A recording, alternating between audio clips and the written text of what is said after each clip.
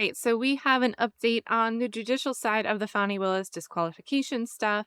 This is going right in front of Judge Scott McAfee. Thank you again for Michelle for correcting my pronunciation on his name.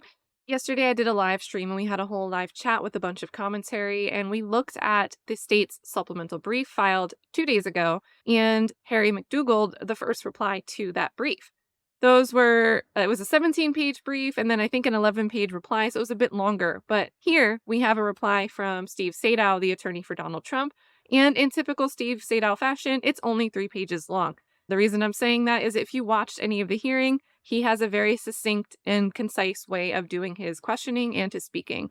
In Harry McDougald's reply yesterday, he did say, hey, we're not going to address the forensic misconduct. We expect that some of the other co-defendants' attorneys will file a reply in that regard. And that's what we're going to get here, at least one of them. So, President Trump's initial reply to state's supplemental post-hearing brief concerning disqualification of an elected district attorney. President Trump's initial reply to the state supplemental brief addresses only the argument on forensic misconduct. In footnote 1 on page 2 of its brief, the state maintains, so this is the footnote, that the evidence presented does not even come close to establishing that the district attorney's statements, quote, were part of a calculated plan evincing a design to prejudice the defendants in the minds of potential jurors, the standard required for a finding of forensic misconduct. So they're citing William v. State. No prosecutor in Georgia has ever been disqualified from prosecuting any case on grounds of forensic misconduct, and this case should not be the first. So we're back to Steve Sadow. But Williams does not set that as the sole test or the standard for all types of forensic misconduct.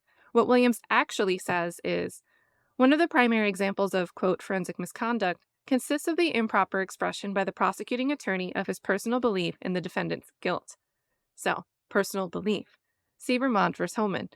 In determining whether an improper statement of the prosecutor as to the defendant's guilt requires his disqualification, the courts have taken into consideration whether such remarks were part of a calculated plan evincing a design to prejudice the defendant in the minds of the jurors, or whether such remarks were inadvertent, albeit improper utterances. So, one, they're leaning, hey, that could be grounds for disqualification if it's calculated, if it's intentionally meant to prejudice the defendant. It was clear that Ms. Willis had notes. She was reading from notes that she had prepared. It was a calculated determination by Ms. Willis to prejudice the defendants and their counsel. How so? By making an issue out of the fact that the person that was challenged in the Roman motion was black, without telling the public or the church members, or anyone for that matter, that the reason that Mr. Wade was being challenged was not because he was black. It had nothing to do with race. It had to do with the relationship that had been alleged and later admitted to by Ms. Merchant. Ms. Willis took full opportunity to prejudice the defendants, and then comes along later in a pleading and says it wasn't designed or intended to be at the defendant's all or the defense counsel, which with all due respect is just nonsense. The purpose of that was to get public sympathy, public empathy for what Ms. Merchant had already alleged in her motion. Now, that was a violation of the professional rules of conduct. It was a violation of 3.8G. There's no question about it. It wasn't in response to anything that was said. It was a public statement, extrajudicial, for the purpose of making a comment upon the defendants. It would be in response to a motion that was filed. But it wasn't filed in a response, in a pleading. It was filed in response to a motion. And the motion were allegations made. If Ms. Willis wanted to respond at that point, she could have said the facts of the matter. Instead, she misstated what the situation was, took advantage of the opportunity, an ethical violation, and the ethical violation makes it clear that you must refrain from making extrajudicial comments that have a substantial likelihood of heightening public condemnation of the accused. Can you think of anything more that would heighten public condemnation of the defendants than alleging that defense counsel and the defendants were making their motion based on race and religion? That's as bad as it gets in Fulton County, with all due respect. That's exactly what Ms. Willis wanted done. And remember, the state still had not responded. But not so much if it's just an utterance or speaking in the moment of passion. As it relates to what you heard, and the secondary issue is the forensic misconduct. And for lack of better words, what it has to be shown is that the statements that were made by Ms. Willis related to the prosecution of the case and ultimately the guilt or innocence of the defendants. And we have none of those statements. There's been no evidence. Nothing has been provided to Your Honor as it relates to Ms. Willis's specific statements made about any of the defendants and in relation to the guilt or innocence of any of the defendants. I forget which defense counsel referenced the fact that she said she had a 95% conviction rate. Well, what Ms. Willis's job instill confidence in the community as to how well she is doing as it relates to her constitutional duties. And that was exactly what was done when she referenced that she had a 95% conviction rate in the previous year. That she was serving as a district attorney. More importantly, it's been the allegations about race and religion being imputed in her speech, and that those comments were directed at the defendants at this table. And if you listen to the speech, those comments are directed at two elected or political officials. I believe it was Marjorie Taylor Greene and Ms. Bridget Thorne, who is a member of the Fulton County Board of Commissioners here. She specifically used their names. I don't I don't know that they, and my knowledge is they're not supposed to be sitting at the table, and I haven't seen them in my work as it relates to this case, Your Honor. So those allegations that Ms. Willis committed forensic misconduct are, again, there's no validity to them. There's no evidence of them as it relates to any of those comments, which this is an issue that Judge McBurney has previously ruled on when these same allegations were alleged as it relates to extrajudicial statements made by Ms. Willis, and it involved a statement that the words fake electors were said by Ms. Willis, and he found there was absolutely no conduct that was impermissible as it relates to forensic misconduct. And I guess to drive home the point, at no point in any of the statements that were made and that are alleged here as it relates to the speech that she made at the church, at no point did she mention the guilt or innocence of any of the defendants. She, again, was merely responding to comments made by Marjorie Taylor Greene and Bridget Thorne to other political officials, therefore making her comments not even close in the realm of any sort of forensic misconduct. I'm going to do rebuttal, specific rebuttal. Second, let's use a little common sense here. Forensic misconduct received about 2 minutes worth of discussion. The rest of it is all on conflict. Forensic misconduct dealing with the way the state is if you don't accuse someone or you don't say that someone's guilty. Assuming you can impugn someone's character to the degree that constitutes forensic misconduct. Why is that? I'm sorry, say that? Assuming you can impugn someone's character to the degree that constitutes forensic misconduct. I guess the state's primary position was that they weren't talking about you at the church. Right. And if you go listen to it and watch it, it starts off by saying, why does Commissioner Bridget Thorne and so many others, and then it refers to they attack him for being black. They attack him, not anyone else, just they attack the black man. They're not talking about Ms. Thorne or Marjorie Taylor Greene. They're talking about us. And you know how everybody knows that? Because not a single story from the media reported anything other than Fani Willis accused the defense and defendants of being racist. Now here's the common sense part of this.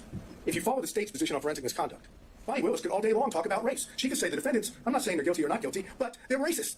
They're racist. They're racist. And according to the state's position on forensic misconduct, that wouldn't be a problem.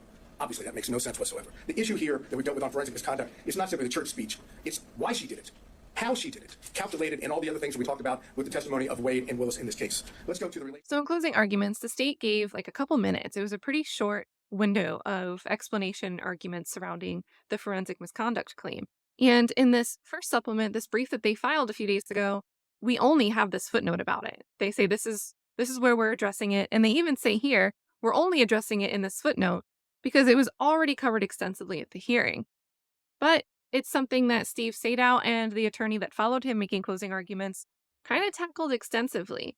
So since we saw Judge McAfee taking notes and asking follow-up questions on this case law, on this legal question, I'm wondering if we're going to get a reply to these replies from the state where the state actually tackles this issue a little bit more.